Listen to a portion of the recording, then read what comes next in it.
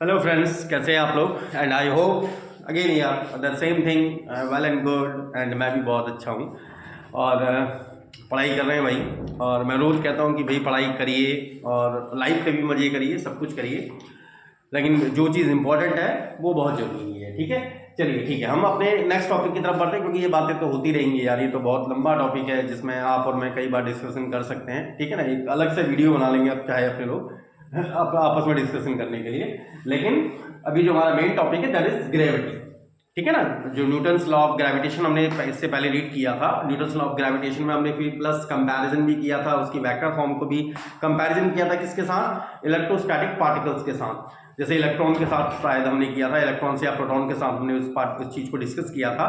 और फिर हमने यूजिंग मोशन ऑफ मून उसके थ्रू उसको वेरीफाई भी किया था। बट उसमें कुछ क्वांटिटीज अगर आपको रिमेंबर रहेंगी दैट इज टू गुड यार। ठीक है ना, मैं क्योंकि वो आपके बेनिफिट के लिए बोलता हूँ कि भाई अगर आपको याद रह जाती हैं वो वैल्यूज तो वो बहुत अच्छी बात है। ठीक है ना, वो आपको बेनिफिट भी करेंगी। नहीं रहते तो यार वो it will take some time, वो कुछ टाइम लेंगी कि भैया आपको कैलकुलेट करने में थोड़ा टाइम लग जाएगा उन चीज़ों को। तो उससे बेटर है कि वो चीज़ रिमेंबर हो जाए। जैसे हमें जी की वैल्यू मालूम है या कैपिटल जी की वैल्यू मालूम है। जी मतलब मैं छोटे वाले जी की बात कर रहा हूँ, that is known as gravitational acceleration, और capital G that is gravitational constant. ठीक है, तो हम उसकी बात कर रहे थे। तो जैसे जब हमें वो चीज़ें याद है तो वो चीज़ें अगर रिमेंबर हो जाएंगी तो और अच्छी बात है। ठीक है, और होना भी चाहिए। ठीक है ना, क्योंकि अब बीएससी के स्टूडेंट को डेफिनेटली होना चाहिए। चलिए ठीक है, ज़्यादा बातें ना करते हुए हम टॉपिक पढ़ते हैं ग्रेविटी। ग्रेविटी शब्द आप पहले कई बार रीड कर चुके हैं। ठीक है ना, ग्रेविटी और ग्रेविटेशन, देखो ग्रेविटेशन का एक बेस्ट एग्जांपल है ग्रेविटी। ठीक है ना, it is one of the example, it is one of the best example of gravitation. क्योंकि देखो gravitation, Newton's law of gravitation मुझसे क्या बोल रहा था? न्यूटन्स लॉ ऑफ ग्रेविटेशन हमसे कहता है कि किन्हीं भी दो पार्टिकल्स के बीच अगर मेरे पास कोई भी दो पार्टिकल्स हैं, लाइकवाइज अगर मैं एक पार्टिकल m1 और दूसरा पार्टिकल अगर मैं m2 कंसीडर कर रहा हूं, ठीक है ना, एक पार्टिकल m1 और एक दूसरा पार्टिकल m2 कंसीडर कर रहा हूं, जिनके बीच की distance, I mean to say that the distance between the centres of these particles, because we are considering that the mass of both of the particles is centered at their origin, because हम उनको किस तरह का consider करके चल रहे हैं? हम उनको किस तरह का कंसीडर करके चल रहे हैं कि they are of uniform density, वो यूनिफॉर्म डेंसिटी के हैं। तो इनके बीच जो ग्रेविटेशनल फोर्स था, उनके बीच ग्रेविटेशनल फोर्स क्या था? It is G m1 m2 upon r square, यही इनके बीच ग्रेविटेशनल फोर्स था। ठीक है, तो ये तो न्यूटन्स लॉ ऑफ ग्रेविटेशन मैंने आपको बता चुका हूं पहले भी कि हाँ भाई ये not particularly in our nature, बल्कि even if in our universe, और यहाँ के हमारे जो जितने भी गैलेक्सी है, जो हमारी खुद की सोलर सिस्टम है या जो हमारी मिल्की वे गैलेक्सी है, वहां भी ये काम कर रहा है।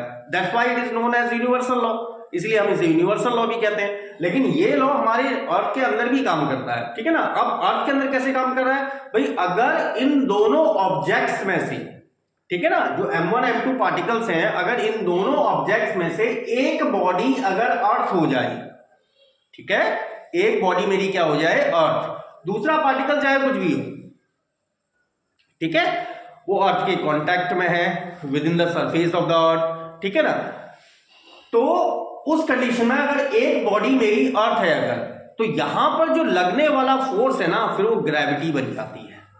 ठीक है ना, क्यों? क्योंकि अर्थ किसी भी ऑब्जेक्ट को, जैसे मैं खुद हूं, मैं अपनी बात करूं या आप लोगों की बात करूं, ठीक है ना, तो we are on the earth surface, और अर्थ सरफेस, क्योंकि देखो अर्थ को हमने क्या मान के चले थे? अर्थ एक यूनिफॉर्म डेंसिटी का स्फीयर मान के चले थे।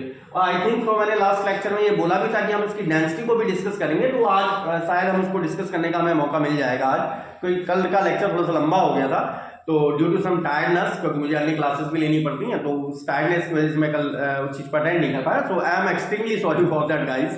ठीक है ना, मैं उसके लिए काफ़ी क्षमा मांगता हूँ आप लोगों से। लेकिन जो है, अगर हम अर्थ की बात करें तो हम अर्थ को भी क्या कंसिडर लेके चल रहे हैं कि भाई ये बॉडी भी हमारी क्या मान के चल रहे हैं? यूनिफॉर्म डेंसिटी की मान के चल रहे हैं। यूनिफॉर्म डेंसिटी मतलब इसका मास कहां पर मान के चल रहे हैं? Eight the centre. ये हमारा मास ऑफ अर्थ हो गया, ई मींस है अर्थ। ठीक है, और हम कहां पर है? यहाँ top, we are on the top at the surface. मतलब हम यहाँ पर, अगर मैं अर्थ की रेडियस आर ही कंसिडर कर रहा हूं, कि मतलब तो मैं कहां पर बैठा हुआ हूं? अगर मैं खुद की बात करूं तो मैं यहां बैठा हुआ हूं। तो अगर एक ऑब्जेक्ट अर्थ और एक मैं खुद हूं, ठीक है, तो हमारे बीच जो फोर्स काम करेगा ना, that is known as gravity. तो आपके आई थिंक तो समझ में आ गया होगा कि न्यूटन्स लॉ ऑफ ग्रेविटेशन में अगर एक object in any from one of either one or m1 और m2, is that clear? चाहे m1 की बात करूं मैं या m2 की बात करूं, अगर कोई एक ऑब्जेक्ट मेरा अर्थ है, दूसरा ऑब्जेक्ट चाहे कुछ भी हो, ठीक है, तो वहां पर जो फोर्स हमारा काम करता है वही ग्रेविटेशन फोर्स हमारा क्या कहलाया जाता है, ग्रेविटी कहलाता है। पहली चीज आपको क्लियर हो गई। तो इस चीज को हम लिख भी सकते हैं क्या कि gravity is one of the best example of gravitation। पहली चीज मैंने सबसे स्टार्टिंग लाइन बोली थी आपके, ये क्या है, बेस्ट एग्जांपल है gravitation. And in Newton's law of gravitation, in Newton's law of gravitation, और न्यूटन्स लॉ ऑफ ग्रेविटेशन में और हम किसकी बात कर रहे हैं, इन मैथमेटिकल फॉर्म, ठीक है ना। तो ये चीज ध्यान रखिएगा, कोई न्यूटन्स लॉ ऑफ ग्रेविटेशन तो केवल क्या कह रहा था कि any of the two object in existing in our nature, हमारे नेचर में एग्जिस्ट करने वाले कोई भी दो ऑब्जेक्ट क्या करते हैं, हमेशा अट्रैक्ट करते हैं, they are always attracting to one another, ठीक है। तो हम यहाँ पर मैथमेटिकल फॉर्म की बात कर रहे हैं। And in Newton's law of gravitation, if one of the object is earth, अगर एक ऑब्जेक्ट मेरा अर्थ है, then the force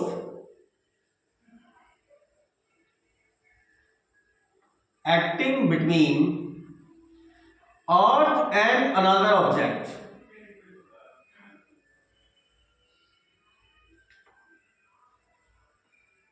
is called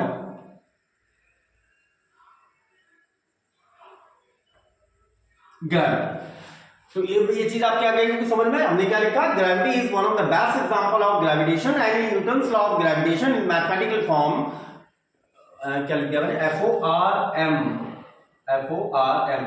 extremely sorry for that. If one of the object is earth, then the force acting between one of the object is earth, then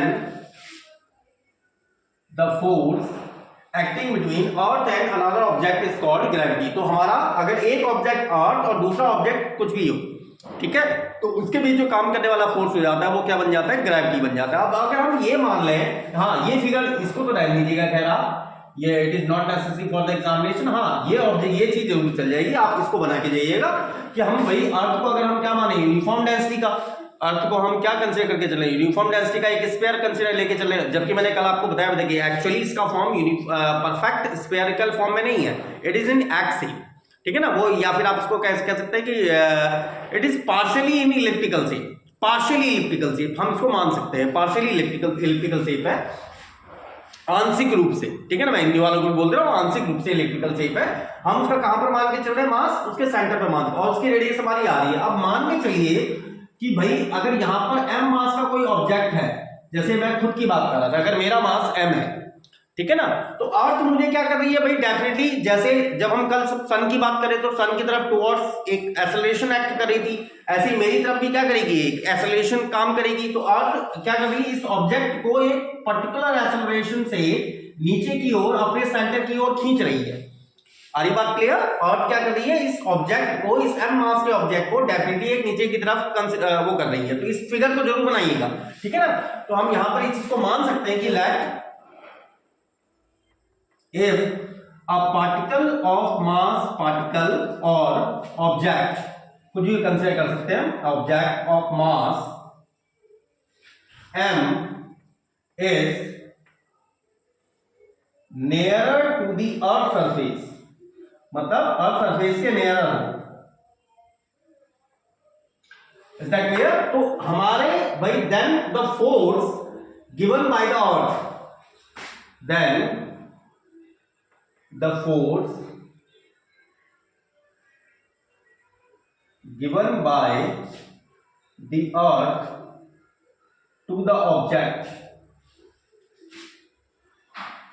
ये कितना force हो जाएगा, F, भाई एक तो हमारा न्यूटन्स लॉ ऑफ ग्रेविटेशन की अगर हम बात करें तो न्यूटन्स लॉ ऑफ ग्रेविटेशन के अनुसार इनके बीच कितना फोर्स काम करेगा भाई, अर्थ के सेंटर में मास रखा हुआ है me, ये मास है m, और इनके बीच की डिस्टेंस है कितनी re, और इसका स्क्वायर क्योंकि g m1 m2 upon r square, भाई इतना फोर्स अर्थ अपनी तरफ कर रही है। लेकिन हमको ये पता है कि भाई अर्थ क्या कर रही है भाई, एक डेफिनेटली एक सेंटीमीटर फोर्स, क्योंकि हम अर्थ को स्फेरिकल या स्फेरिकल शेप में ही कंसीडर करके चल रहे हैं। इसका मतलब ये ऑब्जेक्ट एक डेफिनेट फोर्स से अर्थ के सेंटर द्वारा अटैक किया जा रहा है, ठीक है ना। और इसका एक चीज और भी अर्थ है, मैं आपको ये भी बताऊं, जैसे हम अगर किसी भी ऑब्जेक्ट को अगर मैं ले लूं, ऑब्जेक्ट को अगर मैं फ्रीली सस्पेंड करूं, ठीक है ना, लाइकवाइज जैसे मेरा मार्कर है, अगर मैं इस ऑब्जेक्ट को फ्रीली सस्पेंड करूं, इसमें से देखो ये, ठीक है ना, पहले तो सस्पेंड करने का मतलब तो होता है ऐसे लटकाना, ठीक है ना, लेकिन अगर मैं इसको फ्रीली छोड़ूं, ठीक है ना, पहले मैंने हाथ में पकड़ा हुआ है, अभी मैं अर्थ सरफेस तो ऊपर हूं ना मैं, क्योंकि मैं अर्थ सरफेस पर खड़ा हूं, ये ऑब्जेक्ट अर्थ सरफेस से ऊपर है, लेकिन इतना भी ऊपर नहीं कि अर्थ की ग्रेविटी से बाहर निकल गया, इतना भी ऊपर नहीं। तो हमने यहाँ पर इसलिए मैंने ये लाइन लिखी है near to the earth surface, वो ये अर्थ के नियर सरफेस है। अब अगर मैं इसको छोड़ू ना यहाँ पर से, तो ये देखो तुरंत डाउन में जाएगा, तो इसका मतलब क्या कर रही है, अर्थ इसको एक ग्रेविटी की एक एक्सेलरेशन दे रही है नीचे की डाउनवर्ड की तरफ। तो अगर ये इसको एक एक्सेलरेशन प्रोवाइड कर रही है नीचे की तरफ, इज दैट क्लियर, तो इस पर फोर्स कितना होना चाहिए according to Newton, if g is the acceleration provided by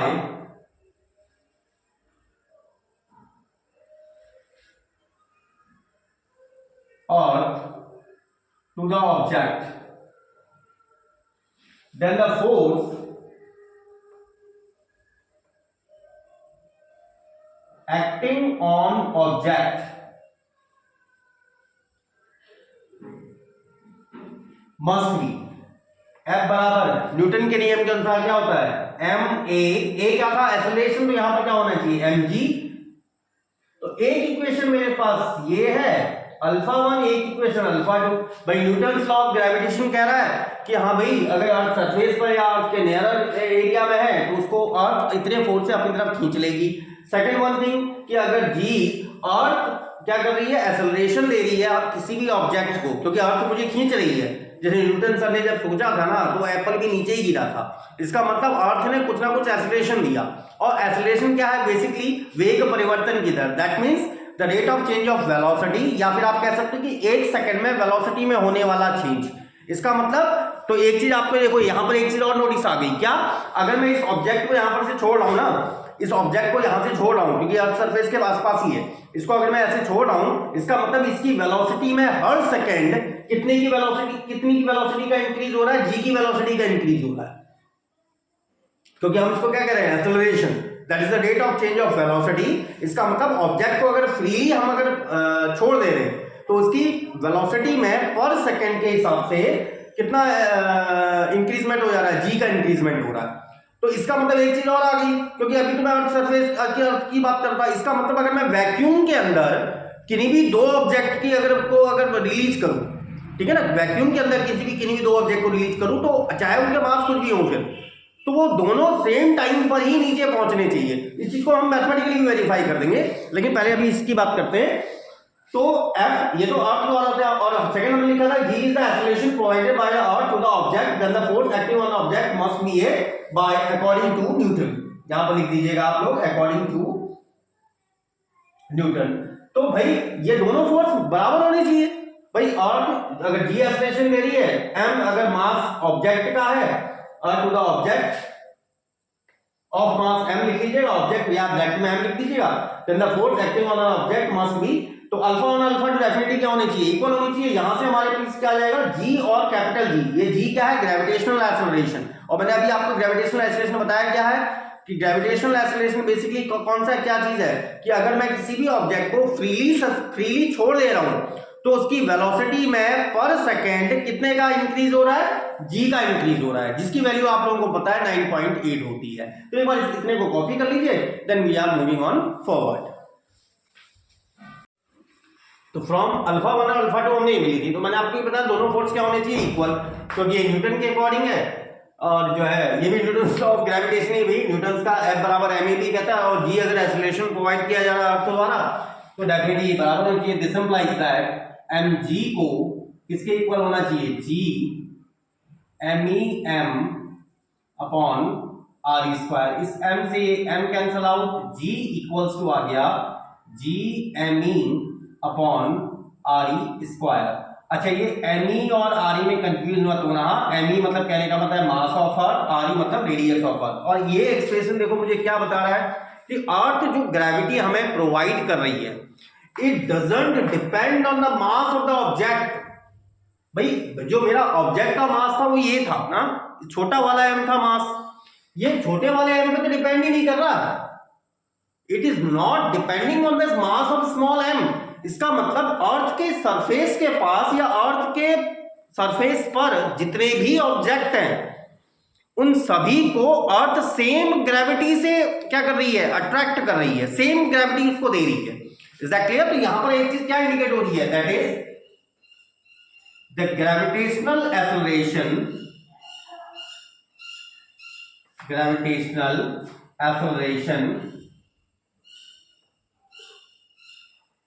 provided by the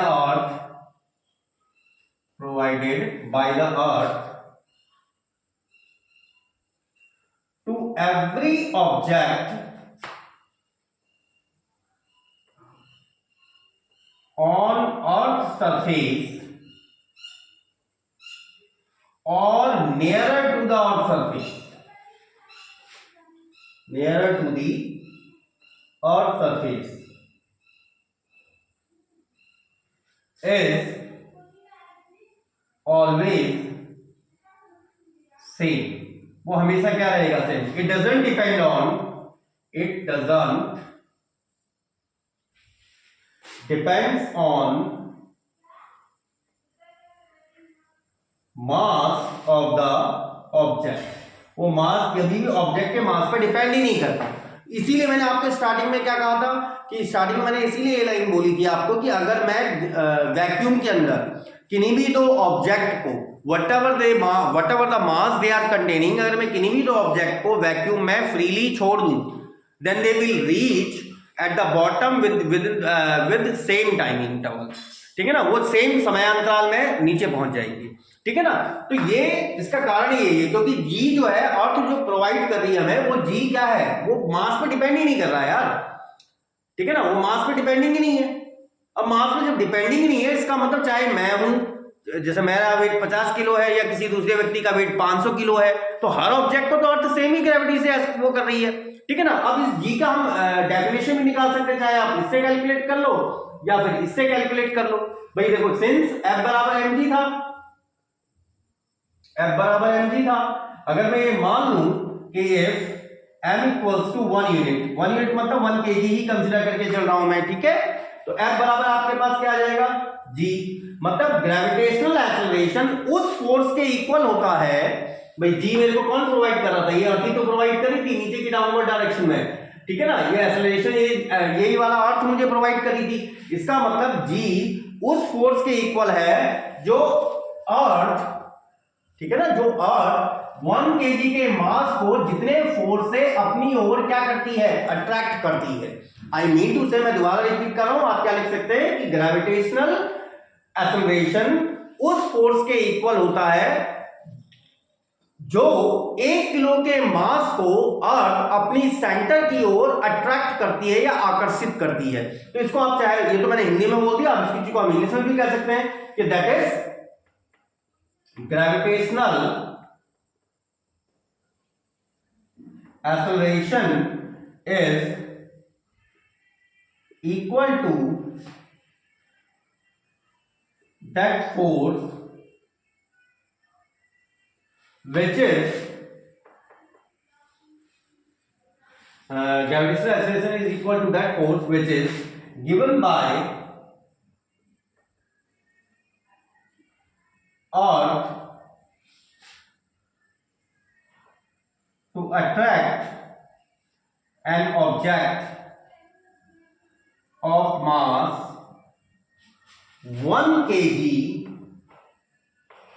towards its centre, क्योंकि हम अर्थ का सारा मास तो कहां कंसीडर करके चल रहे हैं, उसके सेंटर पे कंसीडर करके चल रहे हैं, ठीक है ना।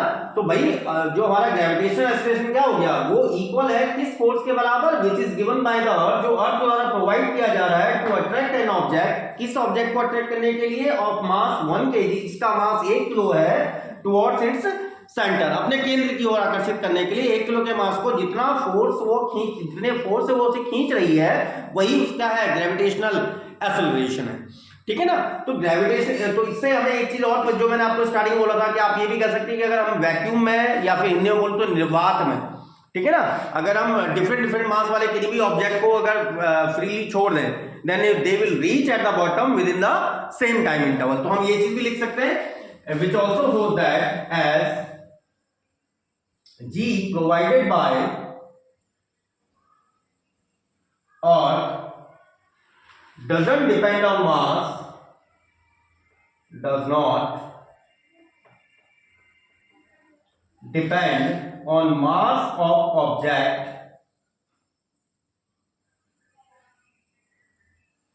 so we can say that,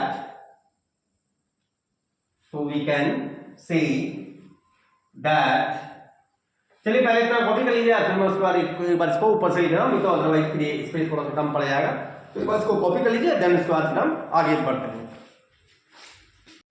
तो उसके आगे का भाई जब मैंने लास्ट हमने लेफ्ट किया था, तो अगर हमने क्या कहा था कि so we can say that if we drop any two object, जो मैं आपको बताता कि अगर मैं वैक्यूम में किन्हीं भी दो डिफरेंट मास के पार्टिकल को अगर वैक्यूम में छोड़ रहा हूं but from the same height, then they will reach at the bottom in same time interval, वो समान समयांतरालों में नीचे पहुंचेंगे। तो वही चीज मैंने ये भी लिखी है, हिंदी वालों को भी बोल दिया कि अगर हम कोई दो डिफरेंट मास के पार्टिकल्स को एक ही हाइट से वैक्यूम में, लेकिन ठीक है ना, एक ही हाइट से वैक्यूम, आप लिख लीजिएगा, वैक्यूम में ड्रॉप करें, तो वो समान समयांतराल लेंगे कहां पर पहुंचने के लिए, अर्थ सरफेस पर। वही चीज मैंने यहां लिखी, if we drop any two objects of different masses from a same height, then they will reach within same time on the earth surface.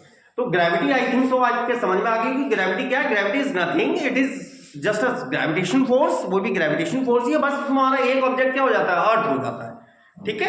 अब इसी के थ्रू हम यहां पर अर्थ के मास को भी कैलकुलेट कर सकते हैं, ठीक है ना। तो यहां पर हम क्या कर सकते हैं, पहला अगर मुझे कैलकुलेट करना है, कैलकुलेशन जो मैं आपसे कहता हूं, इसकी डेंसिटी भी निकाल सकते हैं। तो यहीं पर हम कैलकुलेट कर रहे हैं, calculation of mass of earth,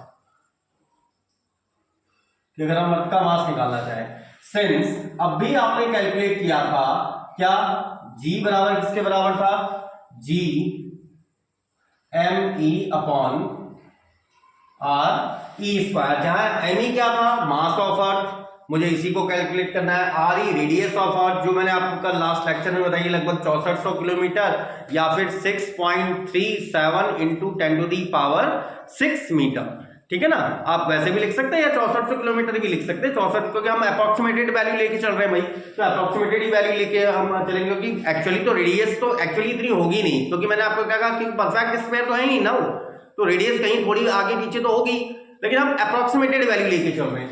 तो यहां पर से आप मास को क्या लिख सकते हैं, मास ऑफ अर्थ कैलकुलेटर है G RE square by G, जहां पर वेयर RE, चलिए मैं 6400 ही मान ले रहा हूं, 6400 किलोमीटर, तो इसको आप क्या लिख सकते हैं, 6400 इंटू किलोमीटर मतलब हो गया 10⁻3 metre, it is 6.4 into 10⁻6 metre, वैसे मैं 6.37 कह रहा था आपसे, ठीक है। और ये तो क्या गई radius of earth, and G आपको पता है G की वैल्यू क्या होती है, 6.67 इंटू 10⁻11 न्यूटन मीटर स्क्वायर पर kg square, and G that is equals to 9.8 metre पर सेकंड स्क्वायर। ये सबको आती होगी यार, ऐसा भी नहीं है कि ये नॉर्मल सी वैल्यू सबको रिमेंबर रहती है, ठीक है।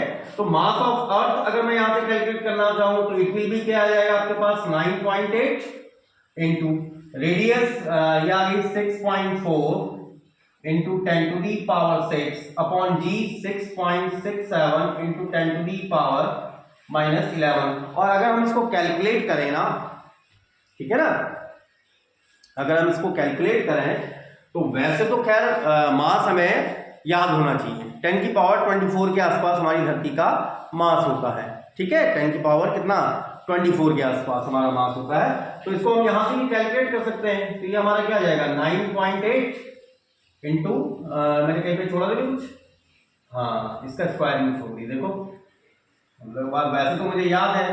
तो ये कितना आ जाएगा 6.4 का square into 10 to the power 12 और प्लस 11 को ऊपर भेज दो, तो प्लस 11 और अपॉन में आ गया 6.67।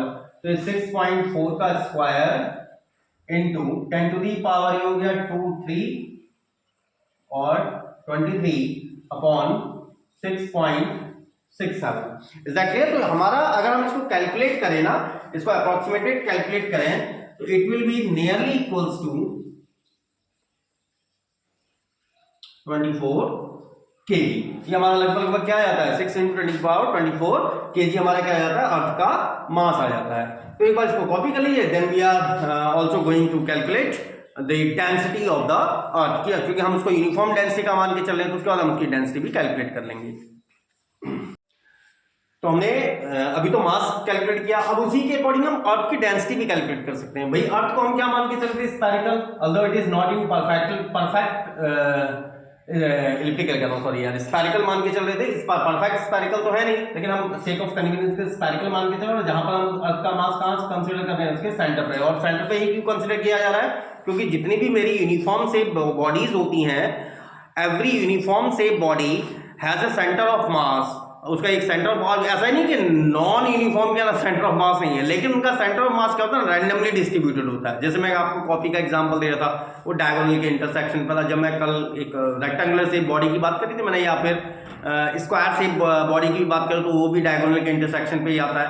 तो उनका क्या है, हमको सेंटर मिल जाता है आसानी से। लेकिन अगर मैं किसी पत्थर की बात करूँ, स्टोन, नेचुरल स्टोन, ठीक है ना, जिसको अगर, क्योंकि भाई मैं माउंटेन से बिलोंग करता हूँ, पहाड़ी हिल एरिया से बिलोंग करता हूँ, तो हमारे पहाड़ों में पता है क्या बोला जाता है, जो ढूंगा बोला जाता है। तो उसका शेप पता है क्या, बहुत ही रैंडम टाइप का होता है, इस तरह का शेप होता है उसका, मतलब शेप क्या होता है, तो मैं रैंडम कुछ भी बना ले रहा हूँ, वो भी शेप का हो सकता है। अब इसका सेंटर ऑफ मास मालूम करना है, तो ऐसा थोड़ा कि ये बीच में ही बैलेंस हो जाएगा, ऐसा कोई कंपलसरी कंडीशन, क्योंकि it is not in perfect shape. लेकिन अगर मैं ब्रिक की बात करूँ, मतलब ब्रिक्स तो समझ रहे हैं ना, आपको ईंट की बात करूं, तो हाँ इसका सेंटर ऑफ मास मुझे पता है, ये रेक्टेंगुलर शेप में है, इसका सेंटर ऑफ मास यहीं कहीं एग्जिस्ट करेगा, इसके डायगोनल के इंटरसेक्शन पे एग्जिस्ट करेगा। तो ऐसे ही हम स्फीयर को यूनिफॉर्म डेंसिटी का कंसीडर करके चल रहे हैं। अगर हम इसकी डेंसिटी को निकालना चाहें, तो इसकी डेंसिटी हम कैसे निकाल सकते हैं, सिंस आपने क्या पढ़ा है, डेंसिटी होती क्या है, घनत्व, हिंदी वालों के लिए बोल रहा हूं मैं, डेंसिटी रो क्या होता है, मास पर यूनिट वॉल्यूम, मास पर यूनिट वॉल्यूम, मतलब मास अपॉन वॉल्यूम आ गया। इसका मतलब आप इसे रो को आप क्या लिख रहे हैं, मास me, वॉल्यूम। भाई इसकी रेडियस हम क्या कंसीडर करके चल रहे थे, इसकी रेडियस हम मान के चल रहे थे आरी, ऐसा क्या, तो भाई आरी रेडियस के स्फीयर का वॉल्यूम कितना होगा, इट शुड बी 4/3 पाई आरी cube, is that clear. But अभी आपने थोड़ी देर पहले अभी क्या रीड किया था, जी, ये मैं जी इसलिए कह रहा हूं, हम चाहे तो यहीं से निकाल सकते हैं, क्योंकि अब तो हमें मास मिल चुका है। आप डायरेक्टली यहां पर डायरेक्टली वैल्यू पुट अप कर सकते हैं। अगर हमारे को मास नहीं भी मालूम है, ठीक है ना, अर्थ का मास अगर मुझे नहीं भी मालूम है, तो भी हम दूसरे तरीके से निकाल सकते हैं। किस तरीके से, जी हमारे पास क्या था, it will be G me by R square. इसका मतलब आप me को, me मतलब है मास ऑफ अर्थ, मैं बार बार बोल चुका हूं, it will be G R square upon G. इसका मतलब रो आपके पास क्या बन गया, me के स्थान पर G R E square by G 4 pi R E square R E into 3। ये 4 पाई बाई 3 को ऊपर भेज दिया, आर ई क्यूब को मैंने, आर ई क्यूब को are E square into R E, और ऐसा केवल इसलिए किया ना कि ताकि ये मेरा टर्म्स कैंसिल हो जाए, और कोई मेरा विशेष पर्पस नहीं है, ठीक है।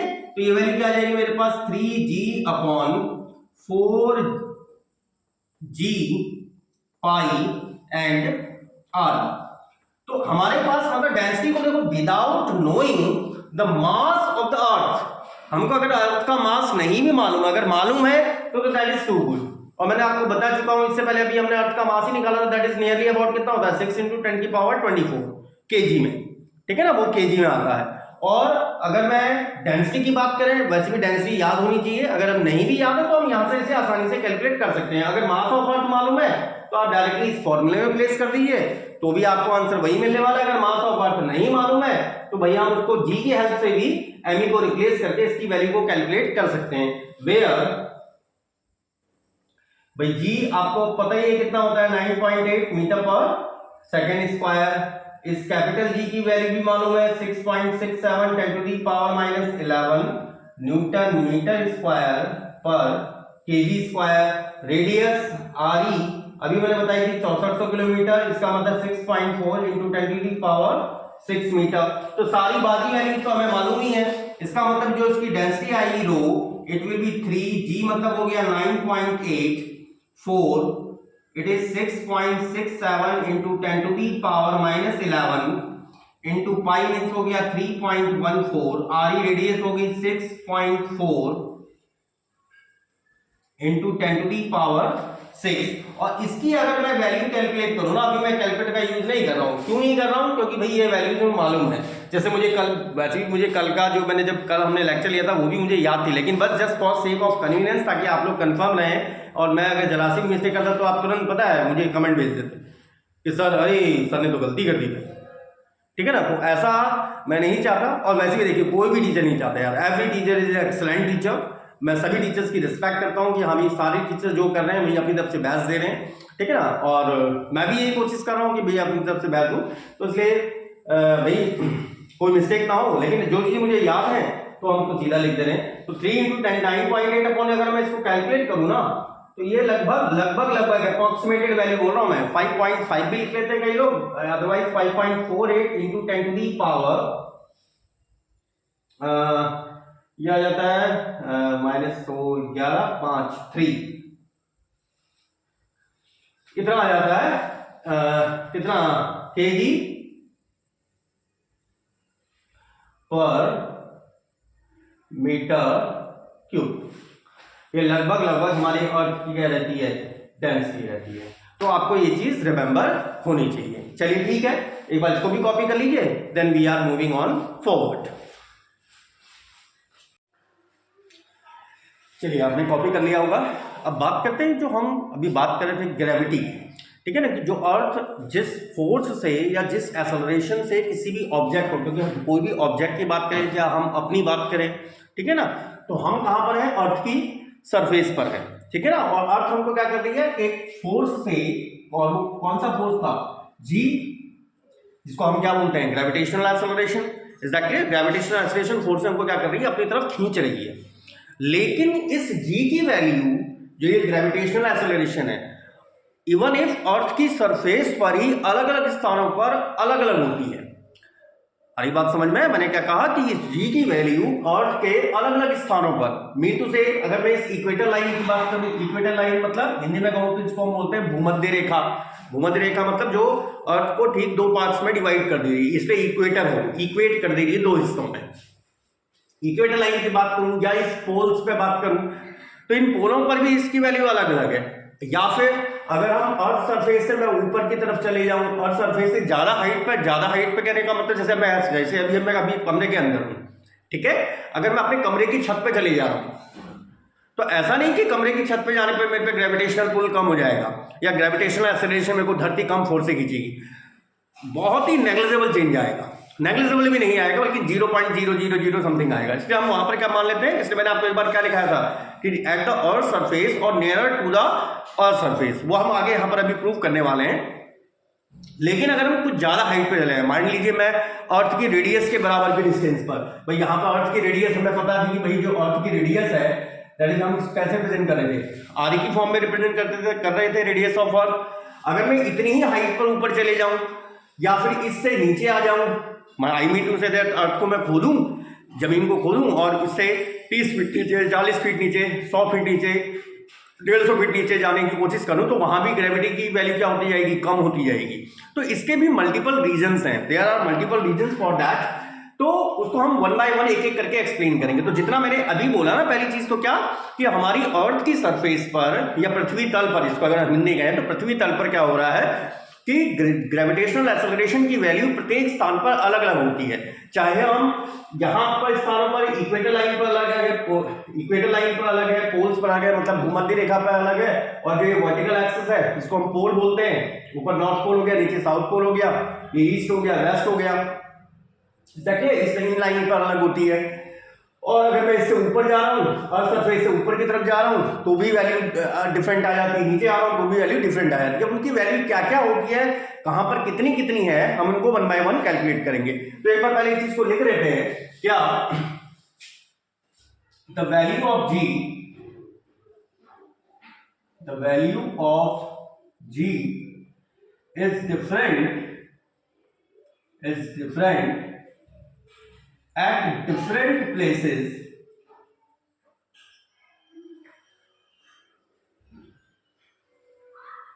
on earth. Besides of that, मतलब इसके अलावा अगर हम अर्थ की सरफेस से ऊपर की तरफ जा रहे हैं या नीचे डाउनवर्ड में आ रहे हैं, if we move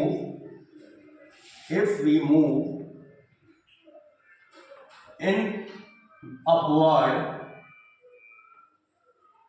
or in downward direction from the earth surface,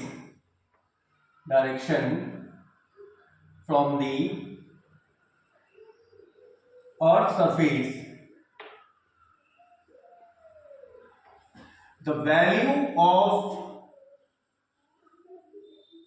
G changes। तो G की वैल्यू मेरी क्या कर जाती है, चेंज कर जाती है। एंड इस G की वैल्यू के चेंज होने के मल्टीपल रीजंस हैं, is that clear? And this change in G and this change in G may be due to different reasons. तो हिंदी वालों की बात करूं तो मैं हिंदी वालों के लिए आपके क्या बन गया कि हमारे धरती पर, हमारे अर्थ सरफेस पर ग्रेविटेशनल एक्सेलरेशन की वैल्यू अलग अलग स्थानों पर अलग अलग होती है। इसके अलावा अगर हम जब धरती की सरफेस से या अर्थ सरफेस से अपवर्ड डायरेक्शन में ऊपर की तरफ या डाउनवर्ड डायरेक्शन में नीचे की तरफ जब हम मूव करेंगे तो भी जी की वैल्यू क्या हो जाती है, चेंज हो जाती है। और इस चेंज का कारण, ये चेंज क्यों हुआ, इस चेंज के मल्टीपल रीजंस हैं जिनको हम एक एक करके फिर डिस्कस कर रहे हैं। तो हम इसमें पहला पॉइंट लेके चल रहे हैं। First point, when we move in upward direction from the earth surface,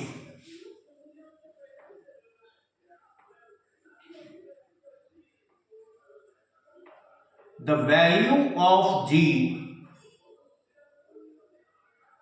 decreases। मैंने क्या लिखा आ गया समझ में? इसका मतलब मैंने क्या लिखा, हम इसको प्रूव भी करेंगे, डोंट गेट कंफ्यूज, हम इस चीज को प्रूव भी करेंगे, लेकिन पहले मैं समझाना जा रहा हूं। समझाने का मतलब क्या हो गया कि अगर मैं यहां से ऊपर की तरफ डायरेक्शन में अगर मूव कर रहे हैं तो जी की वैल्यू क्या कर जाती है, डिक्रीज हो जाती है। मतलब यहां अगर कोई ऑब्जेक्ट रखा हुआ है, मैं इतना क्लोज नहीं कह रहा हूं, क्लोज कहने का मतलब ये नहीं कि मैं अपनी छत पे चले जाऊं या 2 मंजिल पे चले जाऊं तो जी की मेरी वैल्यू बहुत ज्यादा डिक्रीज होगी ना, ये बात नहीं कह रहा हूं मैं। हम बात कर रहे हैं कि हम जैसे अर्थ की रेडियस के बराबर की डिस्टेंस पे चले जाएं, क्योंकि हमारी अर्थ की खुद की रेडियस कितनी है 6400 किलोमीटर, मैं 3200 किलोमीटर की हाइट पे चले जाऊं तो मेरे लिए जी की वैल्यू काफी डिक्रीज कर जाएगी। उसके आधे पे भी चले जाऊंगा तो भी डिक्रीज कर जाएगी। 1600 किलोमीटर की हाइट पे चले जाऊं तो वैल्यू डिक्रीज कर जाएगी। तो यहां पर मैंने वही चीज लिखी कि when we move in upward direction from the earth surface the value of G decreases. अब इसी का हम साथ में वेरिफिकेशन भी लेते हुए चल रहे हैं। अब देखिए इसे समझिए इसे, ठीक है ना, ये फिगर बनाने की जरूरत नहीं है, ये तो आप सीधा सीधा लिखिएगा, वो तो केवल आपको समझाने के लिए था। अब हम यहां पर मान के चल रहा हूं मैं कि मेरे पास, हम मान ले रहे हैं ये फिगर आप बनाएंगे यहां पेपर में, हम मान ले रहे हैं ये हमारी अर्थ थी जो लगभग हम क्या मान के चलते हैं, स्फेरिकल। और मैं बता चुका हूं कि एक्चुअली इसका शेप स्फेरिकल नहीं है बल्कि कैसा, हल्का इलिप्टिकल शेप में है, लाइटली इलिप्टिकल शेप में है, ठीक है ना, पार्शियली इलिप्टिकल आप बोल सकते हैं उसे, पार्शियली इलिप्टिकल शेप में, हल्की सी चपटी टाइप की है, एक्स शेप जिसको हम बोल सकते हैं। तो भाई लेकिन हम इसे सेक ऑफ कन्वीनियंस के लिए क्या ले लेते हैं, स्फेरिकल शेप मान लेते हैं। तो हम मान के चलें कि हमारी अर्थ है, अर्थ का मास भाई यूनिफॉर्म डेंसिटी की है, तो अर्थ का मास हम मान के चल रहे हैं उसके सेंटर पे है। और अभी मैं ये मान के चल रहा हूं कि कोई ऑब्जेक्ट है, ये ऑब्जेक्ट जिसका मास m है, ये अर्थ की सरफेस पर रखा हुआ है, सरफेस पर रखा हुआ है, इसका मतलब अर्थ के सेंटर से अभी जो इसकी डिस्टेंस है कितनी है, r है। Is that clear? तो जब ये इसकी सरफेस पर रखा हुआ है और इसकी रेडियस r है, इसका मतलब इन दोनों के बीच काम करने वाला जो फोर्स होगा according to Newton's law of gravitation कितना हो जाएगा, g m अपॉन डिस्टेंस का square, that is r square. लेकिन न्यूटन के नियम के अनुसार, वही न्यूटन के नियम के अनुसार क्या होना चाहिए भाई, इस पर अर्थ हमारे कितना पुल, किस पुल से खींच रही है, ग्रेविटेशनल एक्सेलरेशन जी से खींच रही है इसे, मतलब इस पर एक mg फोर्स भी काम करेगा। क्लियर? तो हम दोनों को इक्वेट कर सकते हैं। तो जो हमने कंसीडर किया है कि let taking an object of mass m on earth surface,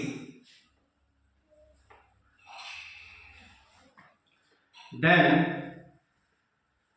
the force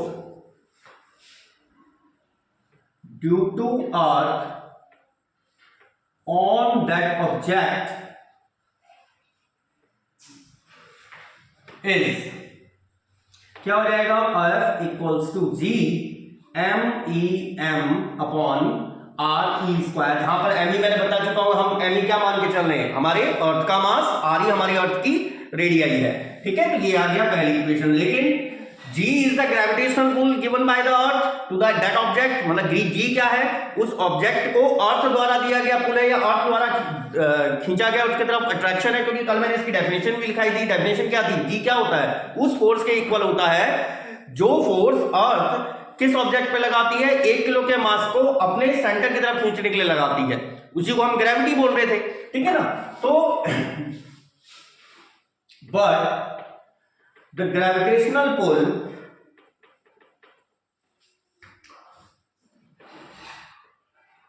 pull acting on object towards center of earth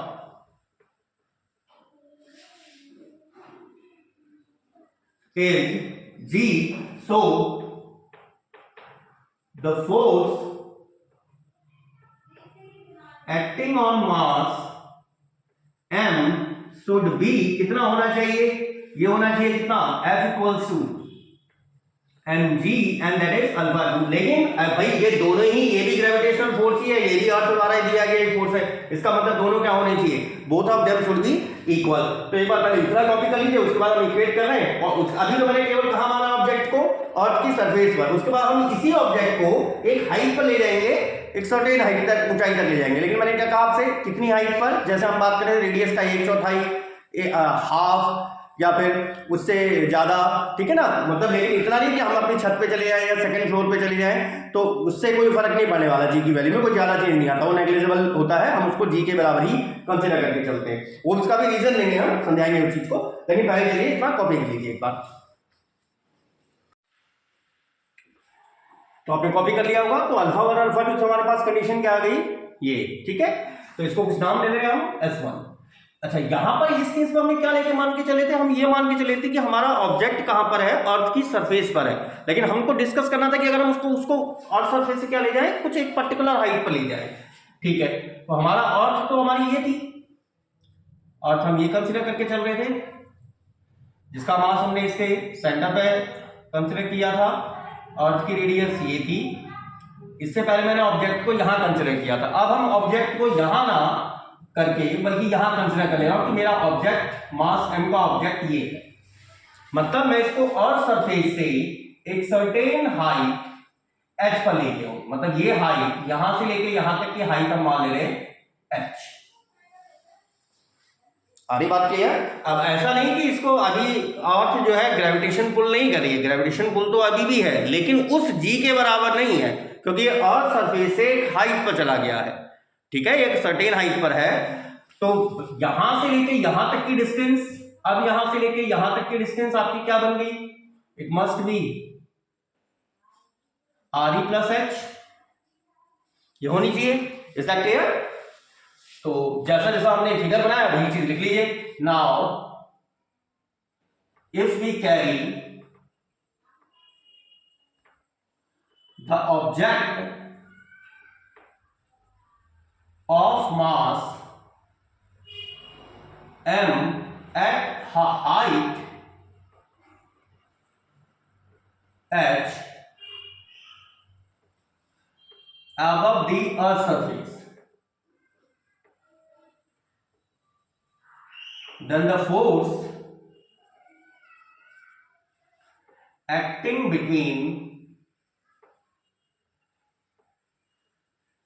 earth and object. अब अर्थ और ऑब्जेक्ट के बीच काम करने वाला फोर्स कितना हो जाएगा भाई? अभी भी न्यूटन्स लॉ ऑफ ग्रेविटेशन ही लगाइए। अब हम मान ले रहे हैं अभी कुछ फोर्स हो गया, मान लीजिए एफ डैश। अब ये वैल्यू क्या जाएगी? जी तो ग्रेविटेशनल कांस्टेंट है which is universal gravitational constant है, M E M upon distance का स्क्वायर। तो डिस्टेंस हो गया आपके पास आर ई प्लस एच का होल स्क्वायर। इसको मान ले रहा हूं हम अल्फा 3। अच्छा, एक चीज यहां पर एक चीज और नोटिस हो रही है कि जैसे जैसे आप हाइट पे जा रहे हैं ना, तो अर्थ द्वारा जो दिया जाने वाला फोर्स है वो पार्टिकल की अर्थ के सेंटर से दूरी के स्क्वायर के इनवर्सली प्रोपोर्शनल है। वो पार्टिकल की या ऑब्जेक्ट की अर्थ के सेंटर से दूरी के स्क्वायर के इनवर्सली प्रोपोर्शनल है। ठीक है। अच्छा, अब ग्रेविटेशनल पुल भी अभी मिलेगा। Now if G dash is the gravitational pull,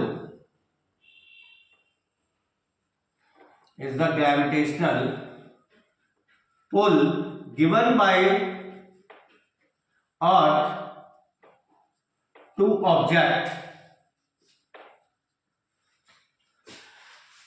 G dash is the gravitational pull given by the Earth to object. Then the force acting on the object. अब कितना होना चाहिए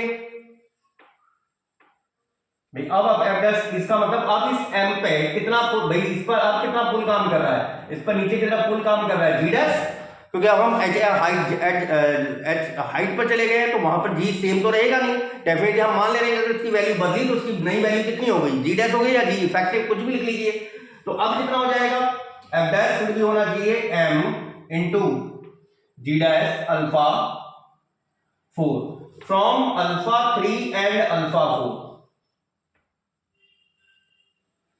क्या लिख सकते हैं आप? एम जी डैश बराबर होना चाहिए G M E M upon R E plus H का whole square and it is S2। देखिए एक इक्वेशन आपके पास S1 है, ये S1 कब थी? जब मैं ऑब्जेक्ट को मान रहा था अर्थ की सरफेस पर।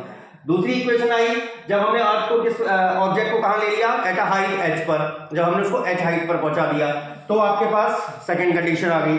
अब इन दोनों से हम निकाल सकते हैं, अप्लाई कर दे रहे हैं, अप्लाइंग S1 बाय S2 करिए तो क्या बन जाएगा ये equation? mg by mg dash बराबर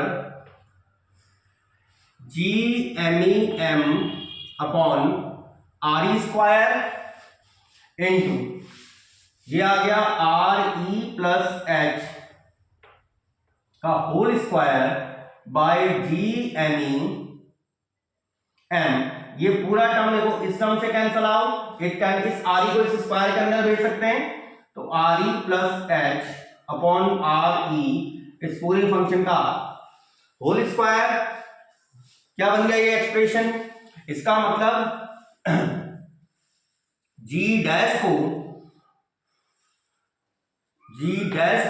या जी बाई डी डैश को, जी बाई जी डैश को आप क्या लिखेंगे? 1 प्लस एच अपॉन आर ई का होल स्क्वायर। इस ऐसे काम करिए, जी डैश को यहां पर चाहिए, this implies that G dash बराबर क्या आ गया? G upon 1 plus H upon R E. अब नीचे वाली देखो वैल्यू, तो नीचे वाले जो डिनोमिनेटर वैल्यू है ना, ये 1 से बड़ी है, ये 1 से बड़ी वैल्यू है। और अगर मैं इस नंबर में 1 से बड़ी वैल्यू की डिवाइड करूं 1 से छोटी वैल्यू करने पर तो वैल्यू बढ़ जाती है। जैसे किसी भी नंबर में अगर मैं ये स्पेस रफ वर्क के लिए यूज कर रहा हूं, जैसे अगर मैं 1 में अगर 0.2 की डिवाइड करूं तो ये वैल्यू इंक्रीज कर गई, ये कितना हो गया 5 हो गया, लेकिन 1 में अगर 2 की डिवाइड करूंगा इट विल बी 0.5, तो वैल्यू 1 से बड़ी है, इसका मतलब ये वैल्यू क्या कर रही है, डिक्रीज कर रही है। इसका मतलब this implies that g dash must be less than g। इसका मतलब हाइट h हाइट पर जाने पर आपकी जो वैल्यू होती है, जो ग्रेविटेशनल कांस्टेंट की वैल्यू होती है, ग्रेविटेशनल एक्सेलरेशन की जो वैल्यू होती है वो क्या कर जाती है, डिक्रीज कर जाती है। तो उसके बाद हमें यही लाइन लिखनी है कि that at a height h from the earth surface the gravitational acceleration will be decreases, वो डिक्रीज हो जाएगा। फिर इसको एक एग्जांपल ले लेते हैं। और दूसरे में आपसे कह रहा था क्या कि अगर मैं अपनी छत पर या 2 मंजिले पे चले जाऊं, सेकंड फ्लोर पे चला जाऊं, तो हम भाई वहां पर तो हम जी सेम ही रखते हैं, ऐसा क्यों रख रहे हैं भाई, ठीक है ना, वहां पर ये चीज भी क्लियर हो जाएगी। तो एक बार फर्स्ट ऑफ ऑल इसको कॉपी कर लीजिए, फिर इसको डिस्कस करते हैं। देखिए, तो हमने जो लास्ट ऑब्टेन कर लिया था that is G dash less than G. तो G dash less than G कहने का मतलब क्या हो गया था कि हाइट h पर जो हमारे ग्रेविटेशनल एक्सेलरेशन की वैल्यू है वो क्या हो जा रही है, डिक्रीज हो जा रही है। तो यहां पर से सीधे क्या लिख सकते हैं हम, so we can say that at a height h above the earth surface,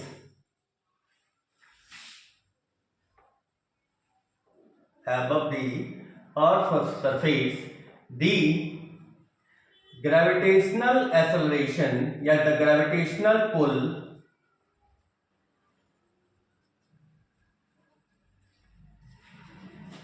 the gravitation given by the earth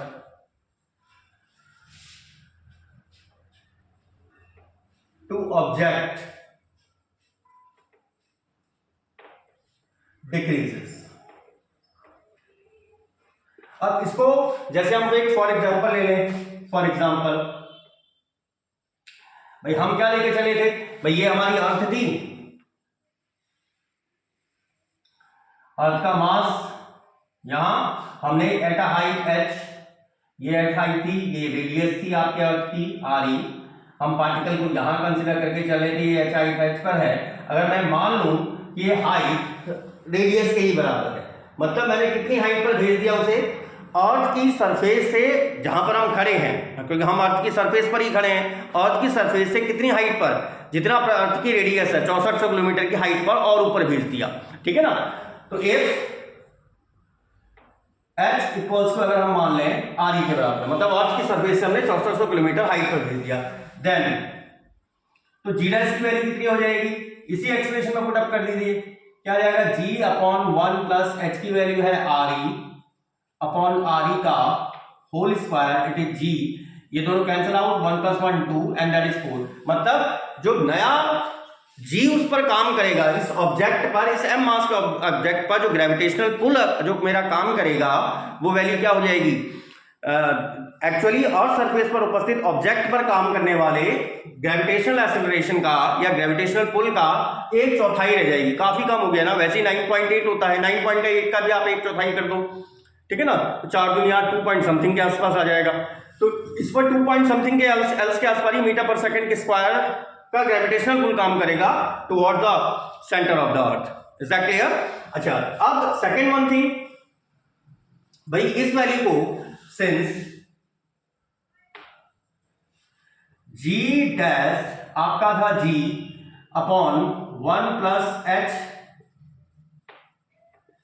bye re का होल स्क्वायर, इसको मैं ऐसा भी तो लिख सकता हूं g 1 plus h by re whole power -2, या फिर g डैश को आप लिख सकते हैं g 1 प्लस x की पावर n, 1 प्लस nx, तो 1 माइनस 2h ओवर re, फिर x का स्क्वायर अगर आप करेंगे तो अगर भाई h,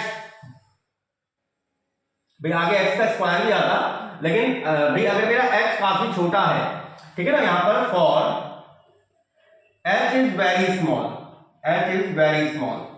अब मैं h इज वेरी स्मॉल कैसे कह रहा हूं, मैं जो आपको अभी थोड़े पहले कह रहा था ना कि मैं अपनी सेकंड मंजिल पे चले जाऊं, तो मैं कितनी हाइट पर गया यार, मैं अपने अगर मान लीजिए मेरा घर अगर 12 फीट पर भी है, 12 फीट मतलब 3 फीट लगभग आप 1 मीटर मान लीजिए, ठीक है। तो 12 फीट हो गया, 3 चौको 12, 4 मीटर, तो 4-5 मीटर का घर, 2 मंजिला, 10 मीटर मान लो, इससे ऊंचाई भी क्या बनाएगा आदमी का, ठीक है। 10 मीटर की हाइट पर आप चले गए, तो 10 मीटर की हाइट अगर एच की वैल्यू 10 है, ठीक है ना, if H tends to smallest, जैसे फॉर एग्जांपल अगर मैंने अभी कहा था एच इक्वल्स टू, अगर 10 मीटर की हाइट पर, मतलब आप घर की छत पर चला गया या 2 मंजिल पर चला गया, तो यहां पर एच अपॉन आर ई, ये क्या बन गया, 10 अपॉन आर ई, रेडियस कितनी है 6400 किलोमीटर, तो 6400 इंटू 10 की पावर 3, तो ये वैल्यू क्या आ जाएगी 1/6.4, 10 की पावर 6 के साथ आ गया 10 की पावर 5, और ये वैल्यू क्या आएगी देखो 0.00 समथिंग में आएगी, इट विल बी 0.000 समथिंग, इस तरह से आपकी कुछ वैल्यू आने वाली है। तो ये कैसा टर्म बन जाएगा, नेग्लिजिबल हो जाएगा, ठीक है ना। Then h upon R E will tends to negligible value, this implies that g dash is nearly equals to g। इसीलिए हम क्या कहते हैं कि अगर हम अर्थ की सरफेस पर हैं या अर्थ की सरफेस से कुछ हाइट पर है, ठीक है ना, कुछ हाइट, जैसे हम अब आर ई के बराबर की हाइट की बात नहीं कर रहे हैं, या 3200 किलोमीटर या 1600 किलोमीटर की बात नहीं कर रहे हैं, हम केवल 10 मीटर की हाइट या 20 मीटर की हाइट की बात कर रहे हैं, तो उस हाइट पर जी डैश वही रहता है जो जी है, क्योंकि ग्रेविटेशनल पुल में कुछ ज्यादा फर्क आएगा ही नहीं, क्योंकि इतनी as compare to R E तो वो नेग्लिजिबल है भाई, ठीक है ना, तो उस पर कोई भी इफेक्ट नहीं आता if H is very very small. तो आई थिंक तो आपको ये पहला चीज सही से क्लियर होगा, उसके बाद फिर हम डिस्कस करते हैं इसके, अगर हम अर्थ की सरफेस से डाउनवर्ड डायरेक्शन में जा रहे हैं, मतलब अंदर की तरफ जा रहे हैं, क्लियर। तो बस इसको कॉपी कर लीजिए, then we are going on the next one. चलिए अब मैंने सेकंड वाला लिखा है, सेकंड क्या लिखा हुआ है, When we move down from the earth surface, जब हम अर्थ सरफेस से नीचे की तरफ जाए, मैंने क्या बोला अभी आपको, अर्थ सरफेस में मैं गड्ढा खोदना शुरू करूं, मैं इससे नीचे की जाने की तरफ कोशिश करूं, ऐसा नहीं कि मैं 4 मीटर खोद रहा हूं या 2 मीटर खोद रहा हूं तो मेरे जी में बहुत ज्यादा फर्क आने वाला है, तब भी कोई फर्क नहीं आएगा, ठीक है ना, मतलब एच की वैल्यू स्मॉलेस्ट रहेगी तो कोई ज्यादा फर्क नहीं आने वाला, मिनिमम टेंस टू मिनिमम हो तो कोई फर्क नहीं आने वाला। लेकिन हाँ अगर हमने बहुत ज्यादा डिप कर दिया, ठीक है ना, आर ई के रिस्पेक्ट में डिप किया हुआ है, तो जी डेफिनेटली क्या करता है, डिक्रीज हो जाता है। तो इस चीज को ही मैंने लिखा हुआ है, आप हिंदी वाले क्या लिख सकते हैं कि जब हम अर्थ सरफेस से नीचे की तरफ डाउनवर्ड डायरेक्शन में जाते हैं या नीचे की तरफ जाते हैं तो ग्रेविटेशनल एक्सेलरेशन जी का मान घट जाता है, ठीक है। अब इसको देखो वेरीफाई भी कर सकते हैं, काफी इजी है वेरीफाई करना।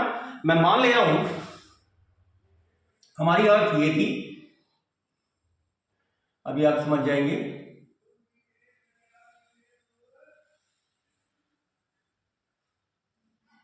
अब आप ये मत सोचिएगा तने यार इतना गैप क्यों छोड़ दिया, अभी बता रहा हूं, मैं गड्ढा खोदने जा रहा हूं, ठीक है, हमने गड्ढा खोद दिया भाई, ठीक हो गया, और हमने मास को पहुंचा दिया यहां,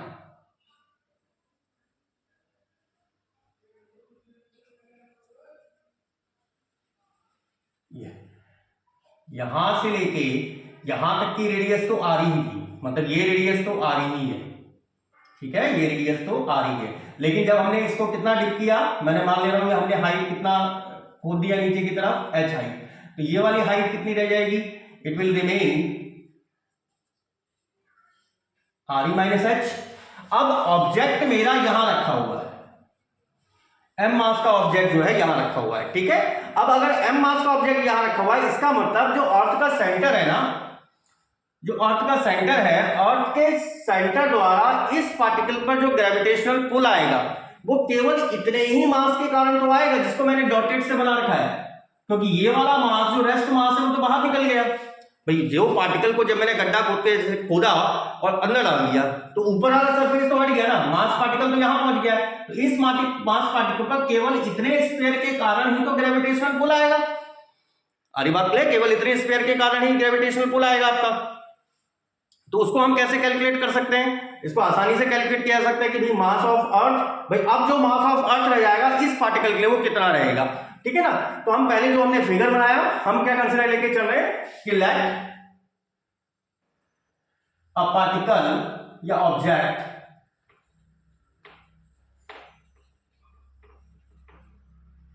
of mass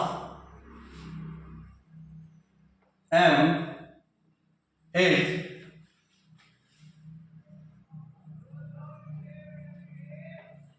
dipped up to a depth of h from, let a particle or object of mass m is dipped up to a depth of h from Earth's surface. Earth surface. Is that clear? तो इस particle पर भाई अब जो gravitational pull काम करेगा, हम मान ले रहे हैं कि ग्रेविटेशनल पुल काम कर रहा है इस पार्टिकल पर टुवर्ड द सेंटर ऑफ अर्थ, इस सेंटर ऑफ अर्थ की तरफ काम कर रहा है, हम मान ले रहे हैं जी डैश, क्योंकि अब हमने अंदर डाल दिया, अभी हम बॉटम की बात नहीं कर रहे हैं, वो सॉरी सरफेस की बात नहीं कर रहे हैं, अब हम यहाँ नीचे की बात कर रहे हैं, इस पॉइंट से लेके यहाँ तक, ठीक है ना। यहाँ पर अगर ऑब्जेक्ट होता तो जी ही काम करता, अब हम यहाँ से बात कर रहे हैं, ठीक है। तो यहाँ पर हम मान के चलें कि जी डैश इस पर काम कर रहा है from the earth surface, and if G dash is the gravitational pull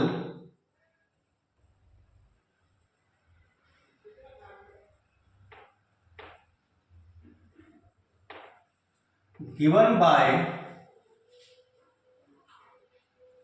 Earth to object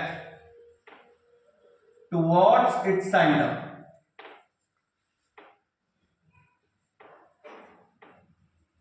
Is that clear? Then तो भाई अगर ग्रेविटेशनल पुल ये है तो इस पे कितना फोर्स काम करना चाहिए, एफ डैश जो होना चाहिए वो होना चाहिए एम जी डैश, लेकिन न्यूटन के नियम के अनुसार क्या होना चाहिए, इसकी वैल्यू एफ, न्यूटन के लॉ ऑफ ग्रेविटेशन के अनुसार जी तो यूनिवर्सल है, इसमें तो चेंज नहीं आएगा, M E dash. Is that clear? M E dash में क्यों कह रहा हूं, एम ई डैश कहने का मतलब यहां पर क्या है, एम ई डैश मतलब हो गया कि यहां पर भाई क्योंकि इस पार्टिकल पर केवल कितना फोर्स, किसकी वजह से अट्रैक्शन काम करेगा, इतने मास की वजह से अट्रैक्शन काम करेगा, ठीक है ना। आपको क्योंकि पूरी धरती तो ये थी, इसका क्या पूरी धरती का मास, इसमें से इतना मास तो हट गया भाई, इतना सरफेस तो हटा लिया ना हमने, ठीक है ना। आपको केवल इतनी सरफेस की वजह से काम करेगा, तो उसको मैंने नाम दे दिया है M E dash. Is that clear?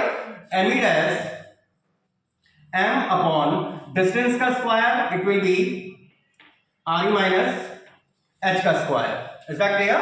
तो ये बन गई मेरे पास अल्फा 1, या फिर इसमें देखो m से m कैंसिल हो जाएगा, अपनी वैल्यू आ जाएगी g डैश बराबर g m e dash upon r e minus h का होल स्क्वायर। अच्छा यहां पर m e क्या है, वेयर, इसको अल्फा 1 कहते हैं, where m e is mass of dotted earth, mass of dotted earth का है, डॉटेड अर्थ का मास है, ठीक है ना, जिसका मास हम कहां कंसीडर करके चल रहे हैं, मतलब एम ई डैश यहां पर है। Is that clear? M E dash हमारा यहां पर है, तो इसमें हम इस एम ई डैश, तो एम ई डैश भाई इस एम ई डैश को हम निकाल सकते हैं भाई, कितना मास होता है, मास बराबर क्या होता है देखिए बताइए, सिंस मास बराबर क्या होता है, मास बराबर होता है volume into density. Is that clear? तो एम ई डैश को, इसका वॉल्यूम ये स्फीयर है, स्फीयर का बताओ वॉल्यूम कितना होता है, 4/3 पाई आर क्यूब, आर कितनी है, रेडियस कितनी है अभी, आर ई माइनस एच का होल क्यूब, डेंसिटी अगर मैं इसकी एवरेज डेंसिटी मान लूं, where rho is average density of Earth, हम एवरेज डेंसिटी को रो कंसीडर करें, मतलब एम ई डैश की वैल्यू ये रखी जा सकती है। सो फ्रॉम अल्फा 1 आपके पास क्या बनी इक्वेशन, जी डैश क्या लिख सकते हैं आप, जी एम ई की वैल्यू है, एम ई डैश की वैल्यू है 4/3 pi R E minus H का whole cube rho upon R E minus H का whole square. Is that clear? तो यहां तक आपको आई थिंक सो समझ में आ गया होगा, तो एक बार इसको कॉपी कर लीजिए, then we are moving in up direction.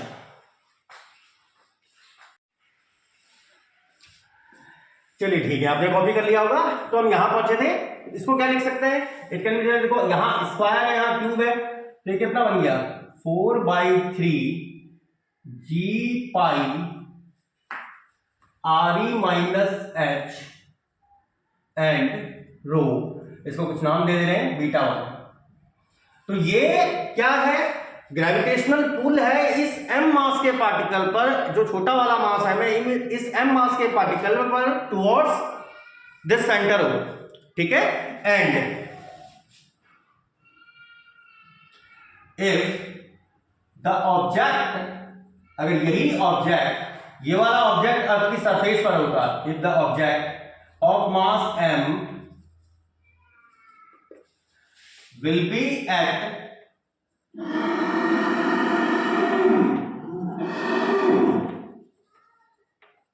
the surface of earth, then the gravitational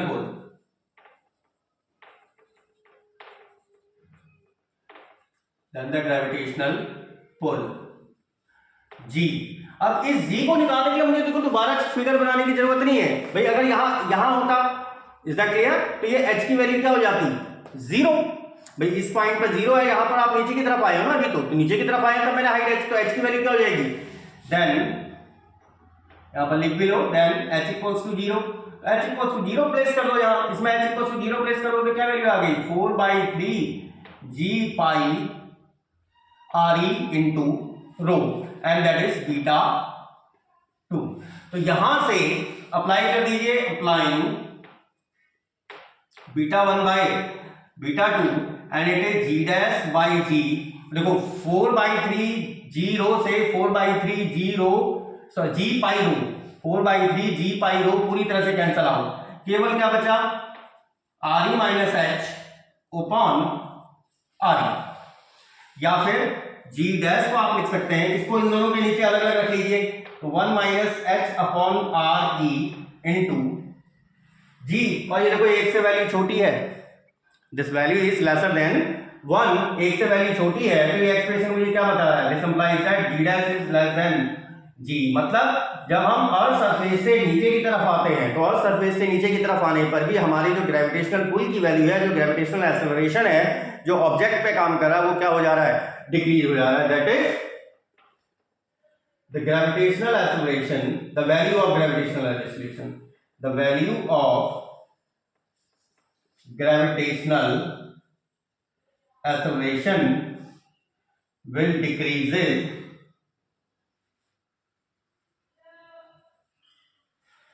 when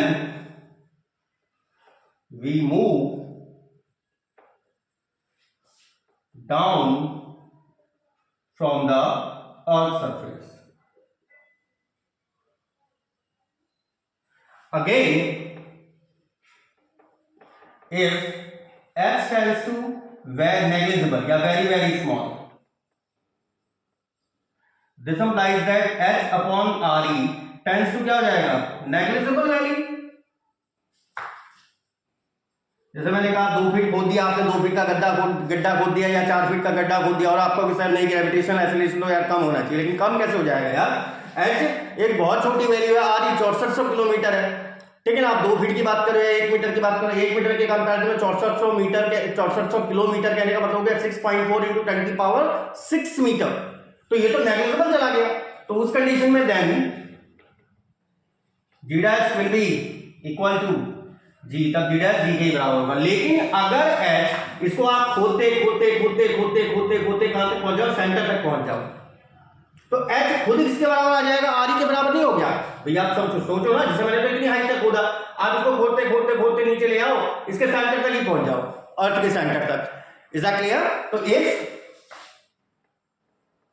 and if h equals to r हो जाए, देन g डैश, देखो h को अगर मैं r कर दूं तो क्या जाएगा, 1 minus r e by r e into g, and which is equals to 0। मतलब अर्थ के सेंटर पर जो ग्रेविटेशनल एक्सेलरेशन होता है 0 होता है, दैट इज, आप यहां पर लिख सकते हैं, दैट इज